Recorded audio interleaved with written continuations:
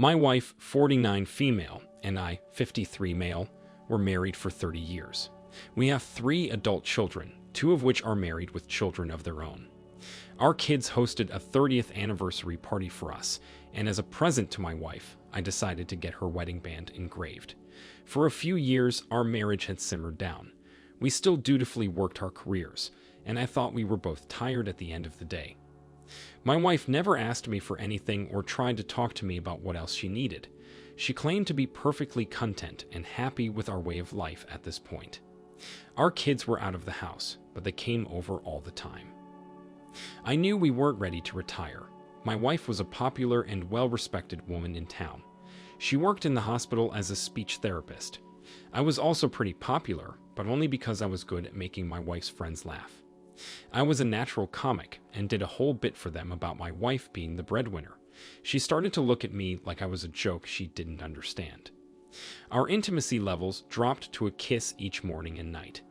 I was pretty sure that whenever we did have sex, my wife had to think of a fantasy to make it more entertaining.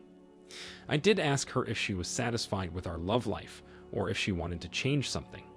She said there was nothing we could change, then corrected herself to, "There's nothing we should change."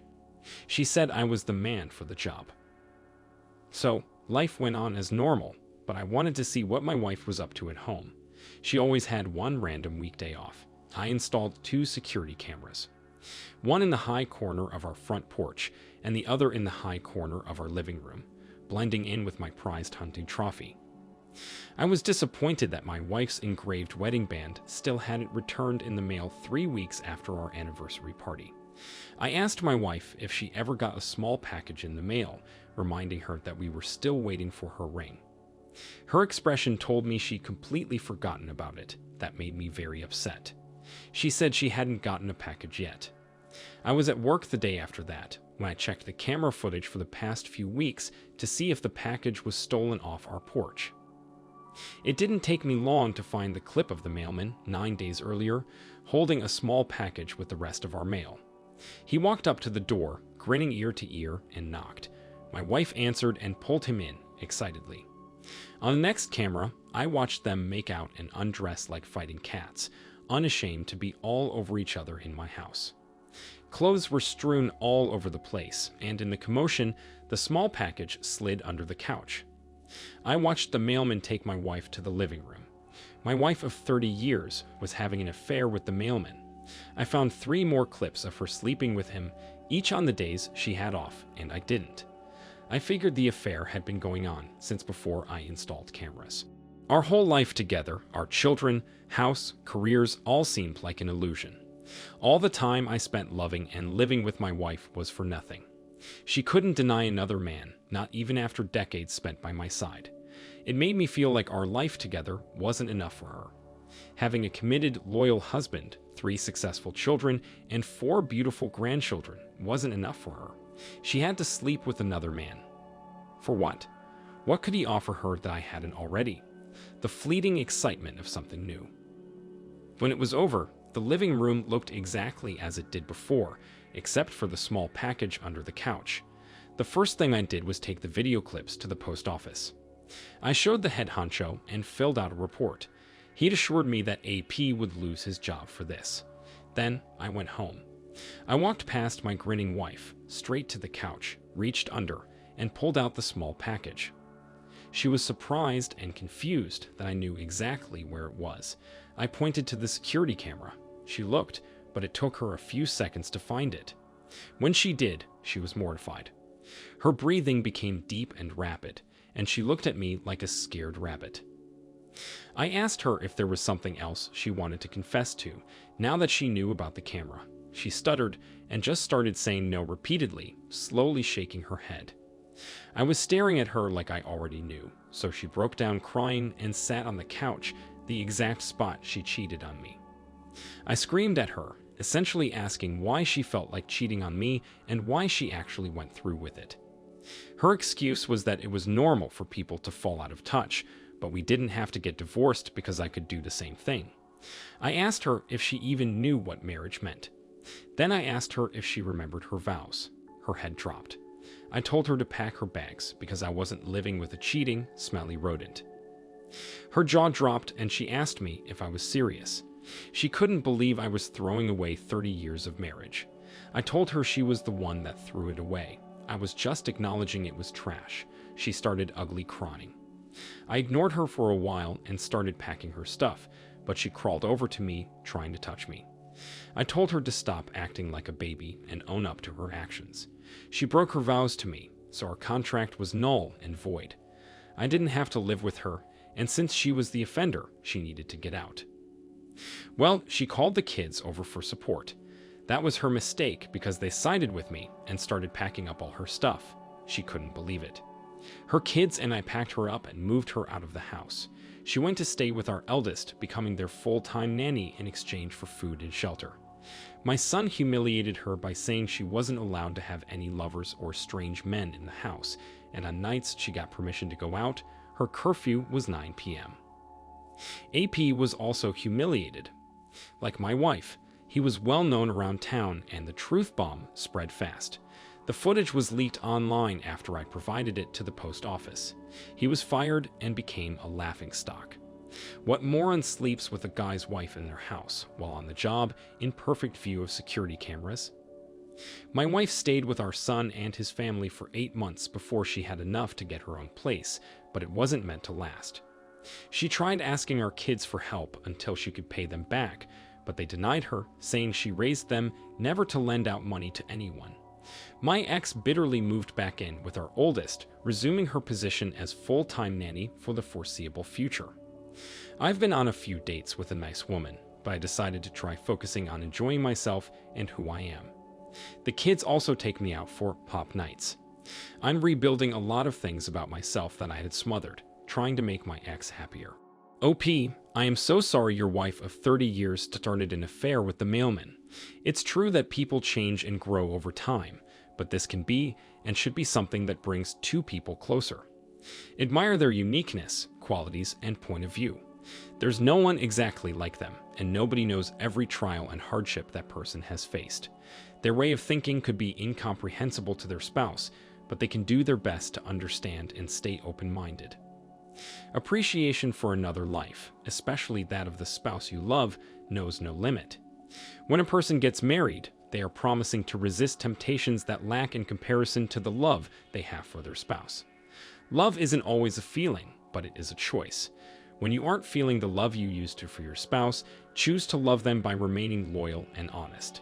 Talk to them about how you feel, even if it hurts, and even if it means separating. Cheating is never the answer, and as a person with appreciation for another life, it should never be an option. You handled this exceptionally well, and I thank you for sharing your story. Now let's get into our second story for today. My ex, 23 female, and I, 27 male, had our honeymoon in Hawaii. My family was well off, while hers wasn't. That didn't matter to me, and even though my parents warned me to watch out for this girl, I didn't. She seemed very genuine and sweet. While dating, she always wanted to see me, even if it was as simple as a walk in the park. She hung on to my every word and asked me really smart and observant questions. I was studying to be a lawyer, so I was very busy with schoolwork and reading. For that reason, much of the time we spent together was in silence, her laying on my lap while I worked. I took her on a few classy dates. We went to dinner and a show, an upscale restaurant, and horseback riding. She was really wooed by the date on horseback because I already had the trail memorized in my head. I admit I was showing off a bit. That's when she met my parents, and they warned me about her.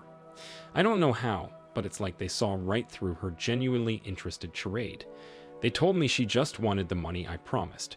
She didn't actually know me or what I liked. She only talked about herself and what she wanted. I admitted she was lighthearted and didn't take much seriously, but I thought that's what made us a good match. She could help balance me out and encourage me to have fun. Sometimes when we talk on the phone, she would mention other men in her class and I'd just roll my eyes. I wondered if she did this to make me jealous or if she was trying to see how possessive I was of her. I had a serious conversation with her around 2.5 years of dating. I asked her if she knew how serious I was about her and if she felt the same. She said yes and swore I was the only one she wanted to love. I could tell she wanted to say for the rest of her life, but she stopped because she didn't want to spoil any proposal. Around our 3rd anniversary, I graduated and regretfully proposed. During the wedding planning, and even on our honeymoon, she was very selfish. As we tanned on the beach, she actually had the nerve to say she was bored and missed her friends. I had a wonderful time in Hawaii, swimming with dolphins, snorkeling, bar hopping, club dancing, and having amazing sex with my new wife. This was like a celebration of life for me. I was finally done with school and married the woman I saw a future with. We were on a tour of the island when all the magic and excitement I had for the future disappeared. The tour concluded, and I was gazing at the view when I noticed my wife wasn't standing by my side. It took me 10 minutes to find her making out with the tour guide in a secluded, overgrown area. I yelled her name in disbelief, asking what the heck she was doing. She pulled away from the kiss, shocked I found them, but not guilty or remorseful. She was smirking and put her hands up, saying I caught them. The tour guide apologized and quickly left my death stare. I told her this was exactly what I was afraid of, that she didn't understand how serious and long-term marriage is. She said something like, "Come on, it's not that big of a deal. It was just a short make-out session for being a great tour guide." She didn't think it should affect me or our marriage at all. I told her she couldn't be more wrong. I left her there, yelling after me. I hailed a cab and went to the touring office. I filed a report with the tour guide's name on it and caused so much of a scene that the manager came out and promised me he'd be fired. I walked back to the hotel for all my stuff and called to cancel her credit cards. Leaving her on the island without money was the only way to get through to her. Without doing this, I don't think she ever would have realized how bad it was to make out with someone else on her honeymoon. She only called me once before I got on the plane. When I turned off airplane mode, I had 78 missed calls and 10 voicemails. She was in shock that I left her there, and then she was scared when she realized her credit cards didn't work. We hadn't even added her name to my bank account yet, but I had enough of her information to cancel her credit cards. In the first voicemail she left, she said that she didn't know what she did to deserve this. As it turns out, this wasn't the first time she made out with someone while she was with me. She only made out with the tour guide because he did an excellent job and deserved a unique tip. A few voicemails later, she said how sorry she was and promised me that now she understood the severity of kissing another person. It still sounded like she was trying to convince herself how serious it was. What she really wanted was to convince me to come back for her, or at least buy her a plane ticket home and forget all about this. She said she still wanted to be my wife and hoped I would forgive her like a good husband would.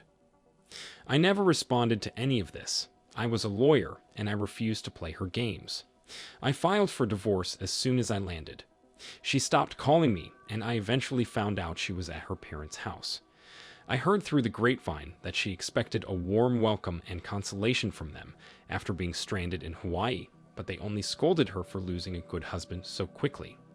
Her parents were ashamed by her selfish actions and weren't afraid to tell her how bad she messed up. Her friends also tried giving her a dose of reality by refusing to trust her. No one invited her to group outings because they were afraid she'd start making out with their boyfriend. She still complains and started leaving her parents in the middle of the night to hang out with strangers.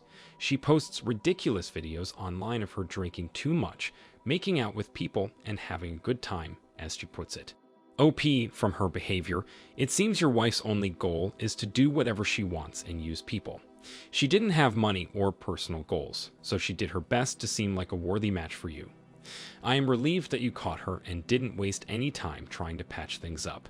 That usually doesn't work out anyway, especially when there's infidelity so early on in the relationship. Not even a honeymoon in Hawaii was enough for this girl, and if she's ever going to find happiness in life, she needs to take a chill pill. The world doesn't revolve around you, and you can't sail through life by using people. Don't let this woman discourage you from meeting a wiser, more honorable woman when the time is right. Focus on growing as a person, and let people you meet earn your trust. Thank you for sharing your story. Thank you all for taking the time to listen to today's stories. If you enjoyed listening, please feel free to like and subscribe if you haven't already. Also, comment below with your thoughts on what happened. If there is a story you would like to share with me about your own situation or someone else's, then please do not hesitate to contact me. Take care.